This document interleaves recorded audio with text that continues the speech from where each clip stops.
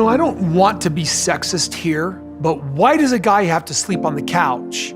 It's his room, too. Some days still bruise, but most arrive with small, stubborn victories. A bill paid without panic, a shared smile that doesn't feel forced, a breath that isn't tight with fear. The noise of the world recedes, and in its place, each woman hears the sound of her own voice returning, stronger than before. Robyn moves through quieter rooms now. Her circle has narrowed, but her trust in herself widens inch by inch. Therapy fills the calendar, hers and the children's, pain painstakingly untangled into language they can live with. There are days when silence feels heavy as iron and nights when a neighbor's kind note makes her cry. She keeps going anyway, stitching gentleness back into a life that had forgotten how to be gentle. Meri is a moving horizon. She drives until the road becomes a line of possibility, journaling in coffee shops, hiking until rain becomes applause on her jacket, laughing with strangers who don't see her as a headline. Postcards go out, some to her daughter, sometimes even to the other wives, little proofs of presence. In her solitude, she finds a difficult forgiveness. Not for Kody, not yet, but for the woman who stayed too long and the woman who finally left. Kody measures time in inches of light across a concrete floor. Prison turns bravado into reflection. Letters arrive, bitter, kind, indifferent, and he answers each one with apologies that can't be cached and memories that can't be relived. He learns that wanting a do-over is not the same as deserving one. He learns that remorse is a verb. A year after the verdict, the family meets again, not in a courtroom, but in a sun-warmed park with paper plates and no microphones. They sit in a loose circle that looks nothing like the old family and everything like the new one. Christine raises a glass, to truth even when it hurts, to family no matter what shape it takes. There are tears and small, astonished smiles. For an hour, the grief loosens its grip. For an afternoon, there is hope you can touch. Life doesn't reset. It recomposes. Christine wakes before dawn in her home, no one else's, cracking a window to let the mountain air rinse the rooms. Her phone lights with messages from kids near and far. The kitchen table, once buried in legal papers, now blooms with seed catalogs, color swatches, and lists of things worth building slowly. She plants as prayer. She paints as proof. Janelle trades frantic ledgers for purposeful ones. She turns her math into a mission, consulting, budgeting, teaching women how to walk out of wreckage with both feet on the ground. Fridays often belong to her and Christine. Breakfast, jokes, a cry if needed, and a promise to keep going. The pain dulls around the edges, not because it's forgotten, but because it has a job now, to make them fierce and kind. Robyn's life becomes a study in contrasts. The tabloids move on. The healing does not. Some days the quiet is the only thing that keeps her steady. Other days a child's drawing, family as it exists now, with gaps and grins, goes on the fridge like a flag planted in new soil. Meri publishes a small, honest book about leaving, loving, and letting go. She visits old streets that once held her in place and discovers they no longer do. She thanks the memories, then walks on. Daniel works 2 jobs, studies at night, and mails what he can to help. He sometimes visits his father, sometimes doesn't. He chooses peace over performance. He has learned that breaking silence is a kind of love. When the parole hearing comes, the wives make separate choices. Attendance, Zoom, absence, a hike with the phone off. Kody speaks softly. The prosecutor is unsparing. Parole is granted under rigid terms: therapy, restitution, boundaries. He steps through the gate into a smaller life, a halfway house, floors to sweep, meetings to attend, letters he writes and never sends. At night, he learns to sit with himself without an audience. News of his release passes through the family like weather. Christine stares at a wall for a long time and feels nothing. No cliff, no relief, just the quiet certainty that the chapter is truly closed. Janelle walks the neighborhood and thinks about all they lost and all they built anyway. Robyn tells the children gently, he is trying to be better, and he is not coming back. Meri lights a candle for herself. Months tilt forward. Christine turns a spare room into an art studio, then hosts a backyard afternoon for grandchildren and anyone who can bring laughter. Janelle teaches online, mentors in person, buys a tiny camper, and collects miles that feel like freedom. Robyn volunteers at a shelter, lending experience to women who need a map out. Meri plans another road, still climbing, still curious. Kody keeps his head down. He pays what he owes and writes what he feels. Some nights he dreams of long tables and loud rooms. Most nights he dreams of ordinary peace.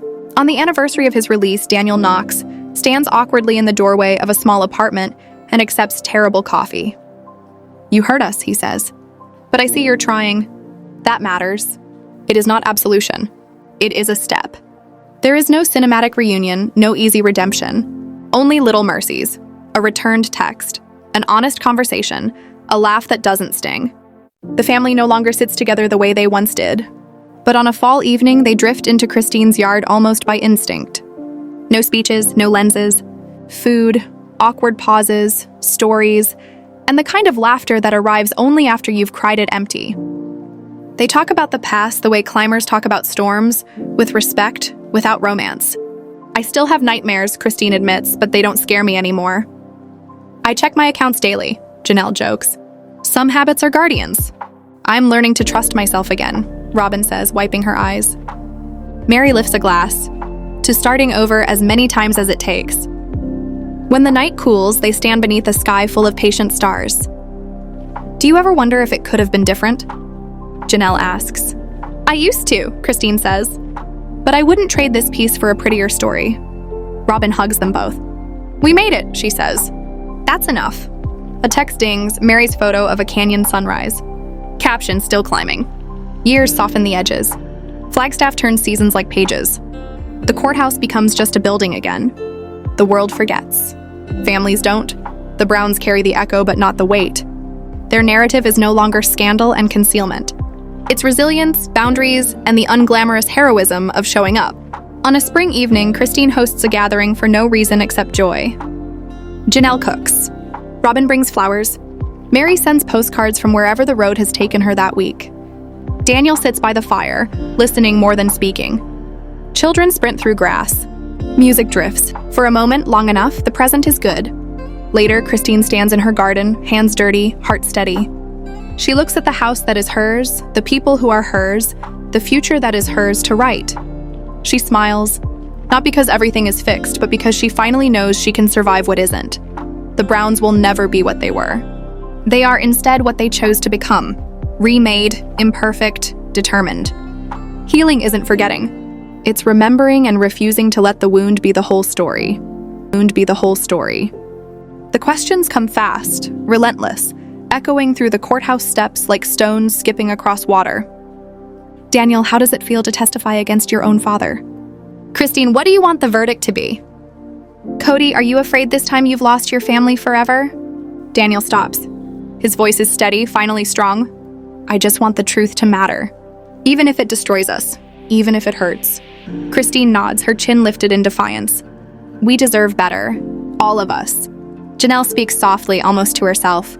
"No verdict will make it okay, but at least we won't have to wonder anymore."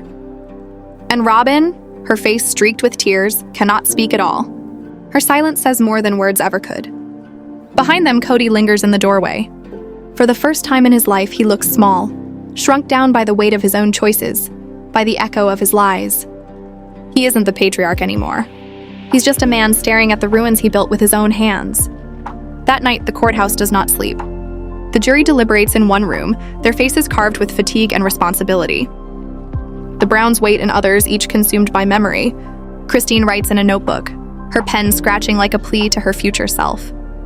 Janelle scrolls through old family photos, her phone light casting long shadows across her face. Robyn presses her forehead to the cold glass of a window, whispering prayers that the rain outside might carry them away. Meri closes her eyes, drifting back to when love was simpler, when it didn't come wrapped in contracts and betrayal. And Kody sits alone, haunted. Every argument, every vow, every secret replays in his head like a punishment worse than prison bars. He wonders, not for the first time, what it would feel like to start over. If he even deserves to. A knock rattles the silence. The jury has sent a note. Court reconvenes, adrenaline surging as the judge unfolds the paper. Her voice is steady but sharp.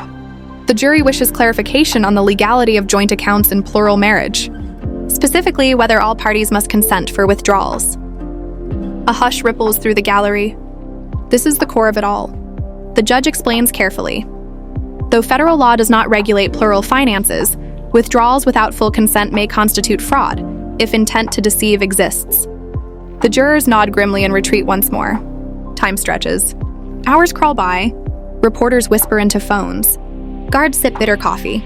Even a janitor hums softly, sweeping confetti left behind from some forgotten wedding, an eerie reminder of celebrations that can so easily turn into endings. At midnight, the jury is ready. They deliver the verdict sealed, but the judge glances at the clock and makes her decree. We will reconvene at 9 a.m. to read the verdict. Relief and dread collide. The Browns disperse into the night. Christine clasps Janelle's hand. Robyn and Meri walk side by side, their pain the only thing binding them now. Kody trails behind, a ghost in the long echoing corridor.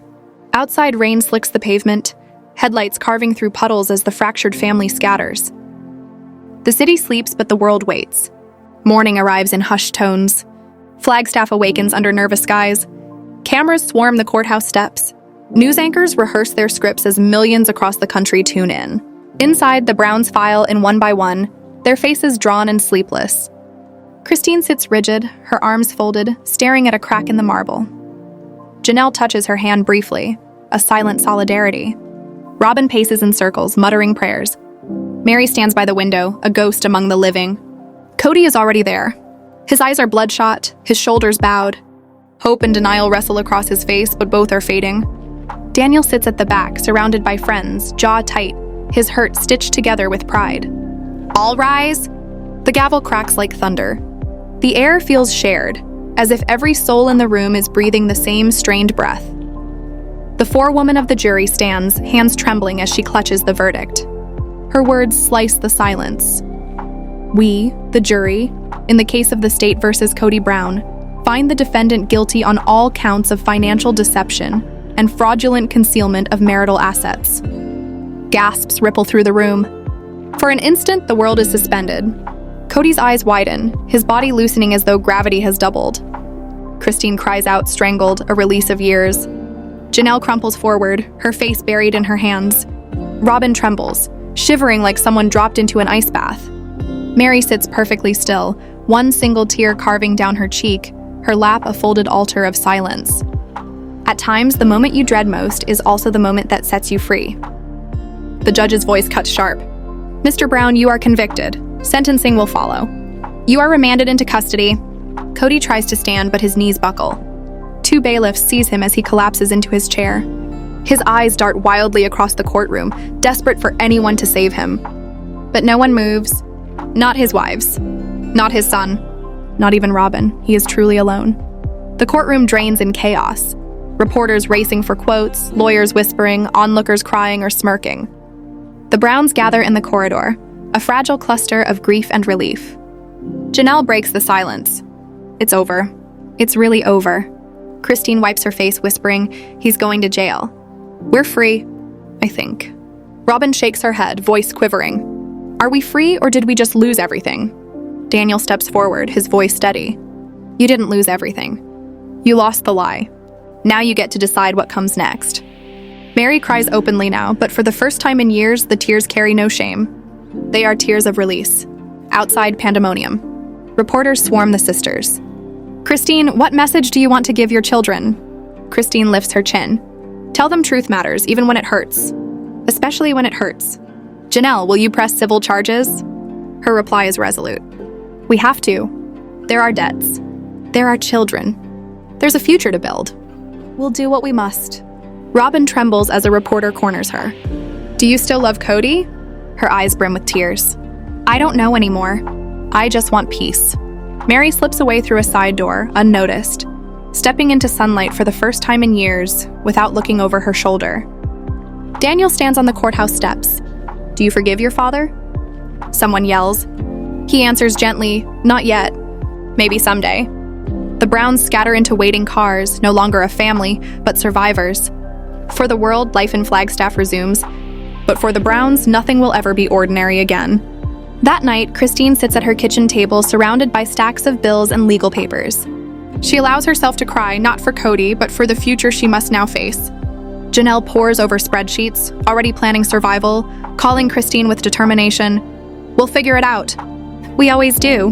Robyn scrolls through old family photos in the dark, her house heavy with silence. Her children sleep. She searches for therapists and lawyers to protect what's left. Meri books a solo trip, leaving a note for her daughter. I'm going to find out who I am now. She closes the door behind her, suitcase in hand, walking into both fear and freedom. The news spreads like wildfire. Headlines scream Kody Brown guilty. Clips of Christine's testimony, Janelle's spreadsheets, Daniel's strength flood social media. Strangers take sides. Fans dissect every tear, every gasp. But the Browns themselves are silent, their wounds too fresh, their scars still raw. Kody spends his first night in a holding cell, staring at the ceiling. Memories crush him. Family dinners, vows, betrayals, each one a brick in the wall he built around himself. For the first time, he truly understands the cost of secrets. The next morning, the wives gather at a lawyer's office for civil proceedings. Papers are signed. Assets divided. Futures redrawn. It is not forgiveness, but it is survival. Daniel steps inside, watching them. We can't undo the past, he says softly. But we can choose what happens next. Christine nods. Janelle agrees. Robyn even allows a small smile. Meri, on speakerphone from her travels, whispers, "We're not finished. Not yet." Sometimes family is not about staying together. It's about showing up when it counts. Sometimes family is not about staying together. It's about showing up when it counts. The footsteps echo like drums of war. Janelle trails behind, her spreadsheet folder gripped like a shield, the papers inside now the only truth she trusts. Robyn moves between them, her eyes swollen from a night of tears, fingers locked desperately around her phone as though it might anchor her to reality. Meri is last, tracing her hand along the wall, not for balance, but for memory, as if the stone might whisper back the life she once believed in. Each step is heavy. Each breath feels like the last breath of a family. Inside, the courtroom is a powder keg, humming with a live spark no one can control. Every seat is filled, the jury fixed forward, and the judge's eyes sweep the room like a searchlight. Rain taps against the windows in rhythm with the beating of hearts. The bailiff enters, carrying a battered envelope thick with secrets. Its journey long, its purpose final. Every eye follows it to the judge's bench. That envelope is no longer paper. It is a weapon. All rise. The command booms as the judge takes her seat, robe fluttering, her face stern and weary. She announces what everyone has waited for. New evidence has been filed. I will now read it on the record. The tearing of the envelope rips through the silence like thunder splitting the sky. She sorts the contents, photographs, statements, a handwritten letter. Her brows rise, then harden. The room tightens as if holding its breath. Whatever is inside may decide the family's fate. The judge lifts the first set of photographs. These appear to show Mr. Brown meeting with a bank representative at a location not previously disclosed to this court. The date is April 12, 2021. Mr. Brown, can you explain your whereabouts on this day? Kody freezes, stammers, his tongue caught between lies and panic. I was at Robyn's house. It was about property lines on Coyote Pass. The words aren't cold before Christine explodes to her feet, her chair screeching across the floor. Her voice cuts the air. That's not true. You told me you were sick in bed that day. You texted me. You said you couldn't even get up. The courtroom erupts. Cameras flash. The judge slams her gavel like a hammer against chaos. Order! Miss Brown, step forward. Trembling but resolute, Christine scrolls her phone and hands the device to the judge. The text appears in the record. Too sick to leave. Can't talk today. The lie is exposed. The mask has slipped. And suddenly, everyone in that room understands. If one alibi can collapse, the rest may too. The judge continues. More papers. More evidence. Account statements. Transfers. Then, the letter. Anonymous, unsigned. Written like a confession from the shadows.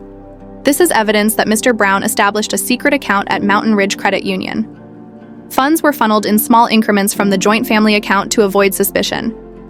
I share this anonymously so that neither I nor my family will be harmed. Janelle gasps, clutching her chest. That's why the books never matched. Her voice is barely audible. Robyn bows her head, shoulders trembling with grief. Meri's face is stone, the last ember of hope extinguished before their eyes.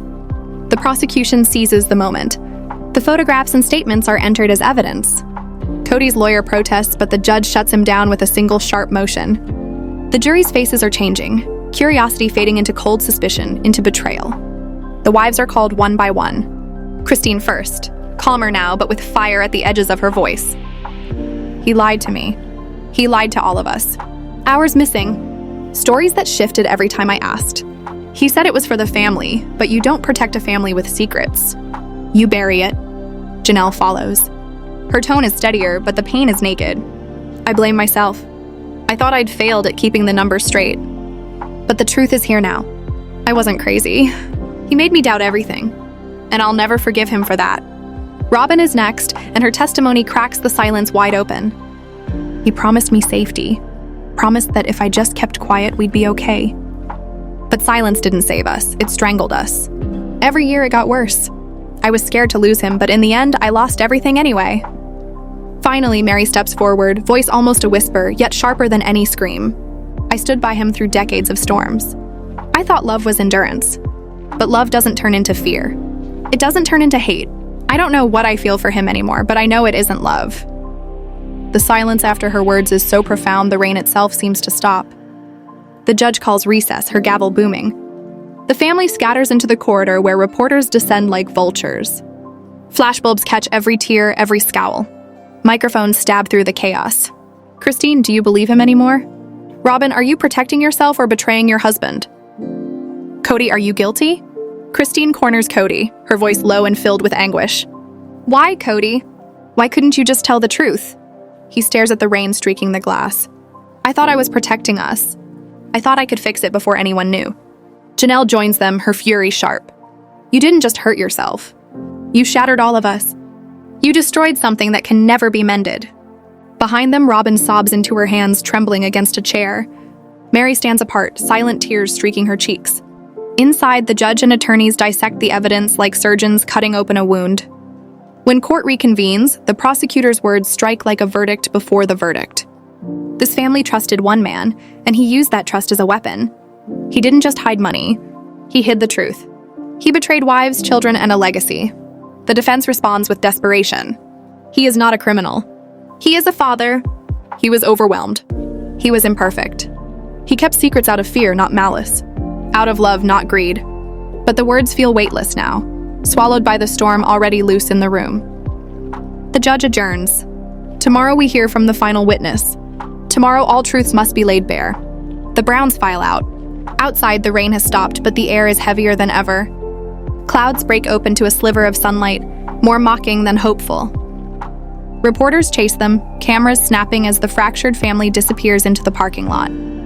That night, Kody sits alone, staring at a family photo on his phone. He scrolls through faces that no longer look back at him the same.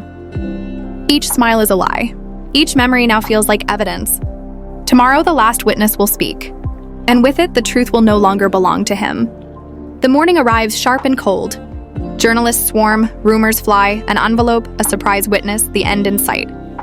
Inside, the Browns drift in separately, their unity long shattered. Christine's rage has burned down to fatigue.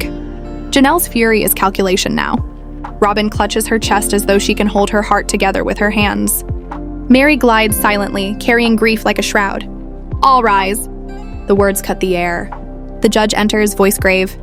Today we will hear testimony from our final witness. The court demands order. The back door creaks open. A young man steps through, suit too large, eyes filled with sorrow and defiance. The gallery gasps. It's Daniel Brown, Kody's estranged son. Kody's face drains of color, his body slack with shock. For the first time in this trial, he looks like a man who knows the past is here to devour him. And Daniel, his voice shaky but resolute, begins. My name is Daniel Brown. I'm here because silence has already destroyed us. And I won't be silent anymore. Has already destroyed us. And I won't be silent anymore. Robyn is called again. Her voice is steadier now, tempered steel. She unspools a timeline. Late nights, sudden meetings, messages from numbers that disappeared the next day. Phrases like, keep this between us, and they won't understand, and it's complicated. The prosecutor raises a stapled sheaf of midnight instructions and account checks and property updates that never reached a closing table. Are these her messages? Yes, did she feel coerced? No, afraid. Afraid of being cut out of a future she was promised. Afraid of being the one who broke what was already broken. The room holds its breath, and then the story pivots. The prosecutor calls Janelle. She comes armed not with anger, but with arithmetic. She lays down records the way a mason lays down stone. Week by week. Month by month. Amount by amount. Not a theory, an architecture of facts. The defense probes for error and finds none. The judge asks if she trusted him, and Janelle says the bravest sentence, "I did, until the numbers told me I couldn't." The storm should crest here, but a court is a place where fate enjoys theater. The bailiff approaches the bench with a manila envelope, unmarked, delivered by a courier who was there and then wasn't. The judge does not touch it at first. She looks at the lawyers. She looks at the wives. She looks at Kody, whose face has become a mask carved from refusal. Then she breaks the seal. What she sees she does not say, not yet.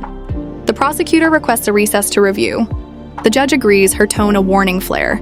This may change everything. The gallery erupts into a hive of whispers, the words "new evidence" buzzing in every ear. If you held a secret that could reroute a family's destiny, would you tell it? Or would you bury it and call the dirt love? In the halls, the wives cluster into a small orbit, gravity redrawn by fear. Christine thinks it's Coyote Pass. Janelle says it's bigger. Someone wanted this to arrive today, in this light, on this record. Robyn curls around her phone, thumb hovering over a name, the way a diver hovers at the edge. Meri draws patterns in the rain on the window and finally understands what they mean. Kody circles with his attorney, muttering about unfairness and pressure and the myth of being misunderstood by people you ask to trust you. He's told to be sincere, to apologize, to let the evidence talk, but men made of control don't like to listen, even to their own chances. Recess ends. The judge returns, unreadable. The envelope will be reviewed in chambers. Admissibility tomorrow. Another night of suspense is decreed by law. As they rise to leave, Christine asks Robyn if she's okay. Robyn says no and means yes and shakes anyway. Janelle hugs her, not out of friendship but recognition. Grief is a language fluent people never wanted to learn. Outside, pandemonium. Microphones push like waves. Questions slice the rain. No one answers because the answers are now evidence, and evidence does not speak until it's sworn. Somewhere at the back exit, a security guard sees a young man in a hoodie slip away, a note dropping from his sleeve as if guilt has weight. 4 words scrawl across it in black ink. You don't know everything. Night washes the courthouse clean, but shame isn't water-soluble. The city wears the family's scandal like a fog, curling under doors, seeping into coffee lines and comment sections. People who have never met a Brown take sides at dinner tables. Strangers write essays in the margins of other people's lives. And somewhere, a judge sits at a desk with an open envelope and a storm pressing both palms into the glass. Morning comes like a verdict. Reporters in puddles. Fans in plastic ponchos. Detractors with their "I told you so" smiles half-built. Inside, the lobby holds its breath. Kody stands at the doors with his arms wrapped around himself like a man trying to keep his chest from coming apart. He has run out of new stories. He has not run out of yesterday. Christine passes him without a glance. Janelle checks her folder one last time and finds the page she's been saving. Robyn steps in slower today, as if honesty has a physical cost and she is still paying. Meri finds her seat in the back and straightens the tissue on her lap. The judge's heels begin their steady march. Somewhere under all that marble, history creaks. Today, the envelope opens for real. Today, the secret inside gets a name, a date, a dollar figure, a voice, and a signature. And when it does, it won't just change the case. It will rearrange what the word family has meant in this courtroom from the first gavel to the last goodbye. Janelle's knuckles are bone white around the swollen folder, the paper edges biting into her palm like teeth. Christine inhales, a trembling breath that sounds like a memory breaking. Across the aisle, Meri's gaze locks on Kody, and something wordless passes between them. Hurt, disbelief, and the dawning terror that both might be right. When Kody's attorney finally stands, his voice is practiced and polished, but it drags behind the weight of the evidence like a robe in the rain. He insists the money went to legitimate family needs: mortgage, property, investments, emergencies. A father providing, not a thief. The words fall into the room and don't make a sound. The prosecutor doesn't blink. Her reply is a blade. Purchases that never arrived, gifts no wife ever opened, electronics never unboxed, jewelry never worn, and transfers to names no one recognizes. Hush money? The phrase lands like a crack of lightning. For a split second, the courtroom becomes a photograph. Frozen jurors, frozen wives, frozen cameras. Then sound rushes back all at once. Buzzing whispers and nervous coughs and the low hum of something terrible sliding into place. Christine is recalled. Her voice is raw now, ripped down to the tendons. She talks about living with doubt until it felt like madness. about watching numbers disappear, consolations arrive like empty envelopes, and love shrink to the size of an excuse. I wanted honesty, she says, but every answer was a shadow. The room leans toward her and the defense leans away, and Kody, jaw tight, chest high, stares at a point beyond the judge's shoulder, like a man focusing on a door that isn't there. Then Janelle takes the stand and the temperature drops. She's not crying.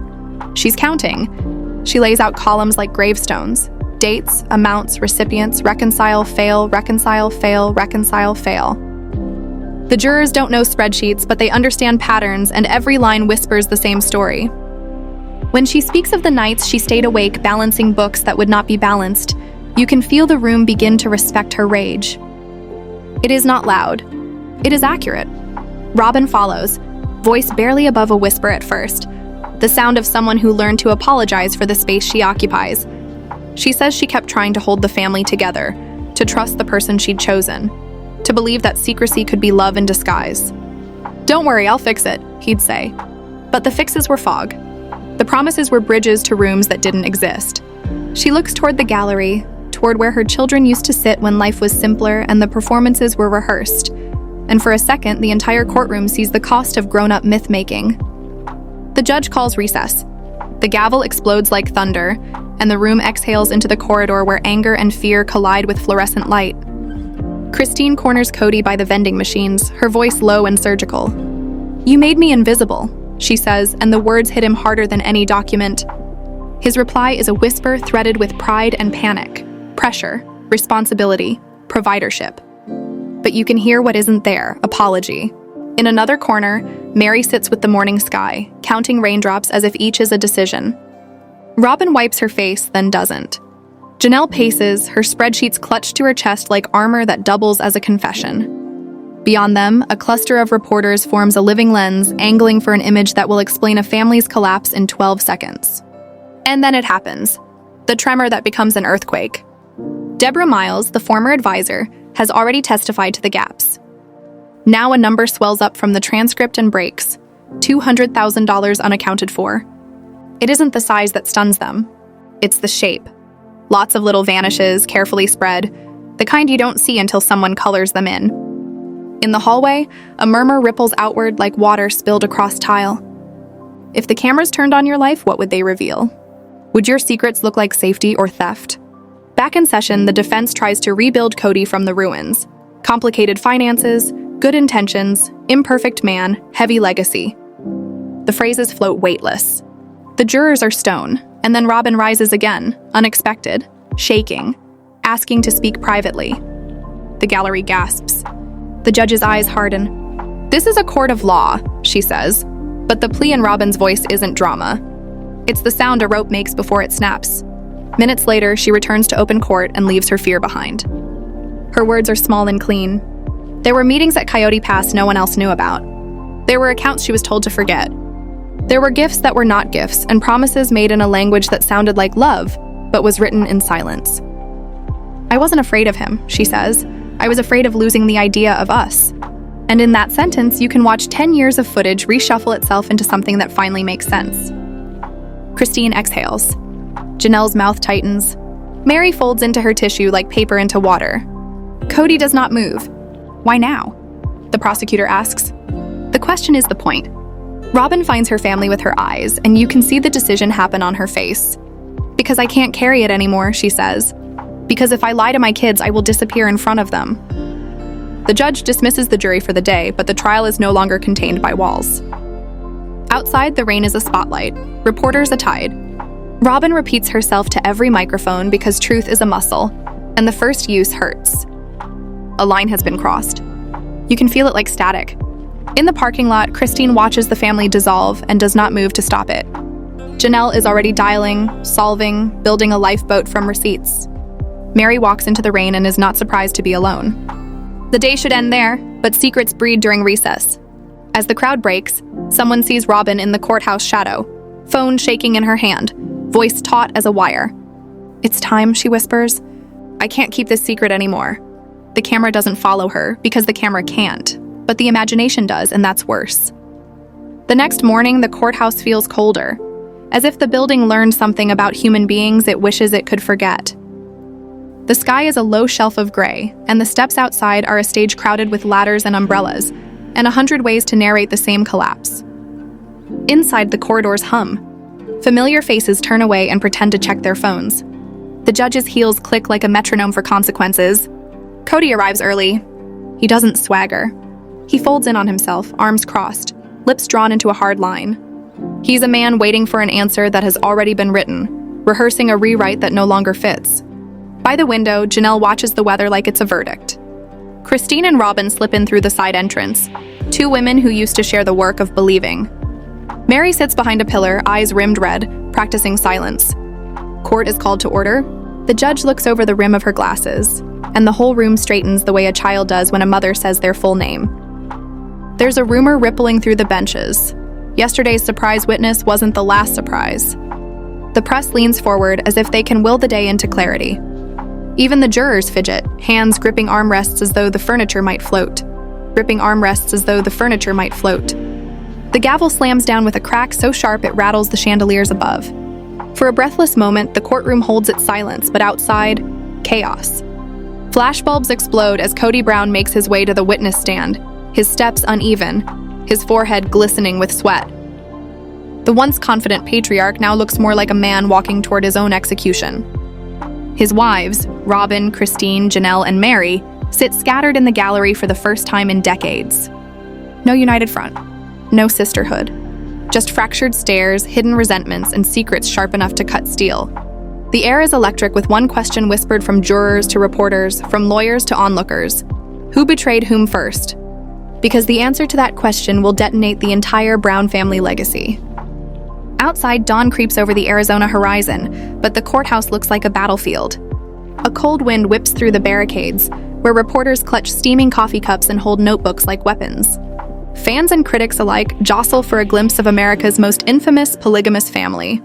The Brown name once meant unity, smiles, and carefully staged TV interviews. Now it means betrayal, fraud, and scandal. Kody is the first to walk inside. His navy suit is freshly pressed, maybe by his own shaky hands this very morning, as if crisp fabric could hide the unraveling of his world. His jaw tightens as he scans the cameras, hunting for sympathy, or perhaps an escape route. Robyn trails close, her coat wrapped tight, lips pressed so thin they almost vanish. Christine follows with soldier-like determination, her back straight, every step screaming resolve. Janelle lugs a swollen manila folder, the weight of proof, the burden of truth. Meri drifts in last, caught between the gaze of her ex-husband and the swarm of reporters pelting questions like bullets. Kody, did you lie about the money? Christine, are you testifying against him? Robyn, do you still stand by your husband? No one answers. Silence is its own confession. Inside, the courthouse is sterile. Fluorescent lights, marble echo, the smell of disinfectant. Security ushers them to their seats, each spouse placed apart like enemies on a battlefield. The prosecution waits with polished confidence, their stacks of evidence like blades sharpened overnight. The defense huddles in panic, stealing nervous glances at Kody, who sits stiff, fists pressed against the armrest, jaw locked as if daring the world to move against him. Then she enters. The judge. A woman in her 60s with ice blue eyes that cut through excuses before they're spoken. The gavel bangs again, and the weight of silence crushes the room. The trial begins. The prosecutor wastes no time. With a cough that slices through the murmurs, she steps forward, her voice crisp and merciless. For years, Kody Brown concealed assets, manipulated family finances, and destroyed the trust that bound this household together. Today, we will show you the emails, the transfers, the missing accounts, the lies, and the heartbreak. Kody shifts uncomfortably, eyes darting toward the jury. They are not strangers. They are local Arizonans, some who grew up watching the Brown family saga unfold on television, others who see only another man accused of betrayal. Then, the name drops like a hammer. We call Christine Brown as our first witness. Christine rises slowly, her shoulders squared, but her hands trembling. She swears the oath, her voice steady even as her fingers clutch the wooden rail. How long have you suspected financial dishonesty in your family? The prosecutor asks. Christine breathes deep and with it unleashes years of buried pain. Years, she says. At first it was small things. Missing money, excuses that never made sense. Then came the hidden accounts, the bounced checks, the promises that never came true. Her voice cracks, but she pushes forward, eyes glistening. I wanted to trust him. I wanted to believe family was first. But sometimes love blinds you to what is real. The courtroom gasps. Kody clenches his fists, his jaw trembling. The defense leaps up, shouting, "Objection!" But the judge waves them off with one swift hand. Christine is allowed to continue. She describes sleepless nights, overdue bills, whispered fears shared with the other wives. She recalls the day she stumbled across an email, evidence of a rainy day account she never knew existed. He said it was for emergencies. But if it was for all of us, why hide it? Why keep it secret? Isn't it strange how one hidden truth can unravel decades of trust? The courtroom hums with unease. And that's when the prosecutor leans in, her eyes sharp. Ms. Brown, did those secrets affect your relationship with the other wives? Christine's eyes sweep the courtroom, Meri clutching tissues, Janelle whispering over her notes, Robyn dabbing tears. We once stood together, or at least I thought we did. But secrets don't just destroy one bond. They poison everything. They made us doubt each other. They made us enemies. A shiver ripples through the room. The defense tries to twist her words. Isn't it true you sometimes suspected things that weren't there? Isn't it possible you exaggerated? Christine doesn't blink. Every day I hoped I was wrong. I prayed I was wrong. But the lies kept coming. The judge's voice cuts like a blade. Thank you, Ms. Brown. We'll reconvene after recess. The gavel drops and the courtroom exhales in a wave of whispers. Outside, reporters swarm. Inside, the family fragments further. Christine stares at Kody with fire. Janelle digs furiously into her folders. Robyn weeps silently. Meri stares out the window, her reflection pale and hollow. The trial has only just begun, but already the family is finished. Your audience hook for YouTube end of part 1. Secrets don't just stay buried. They crawl out when you least expect it. And tomorrow, the courtroom will hear from someone who knows Kody's darkest dealings better than anyone else. Guess who it might be? Because this story is only getting started.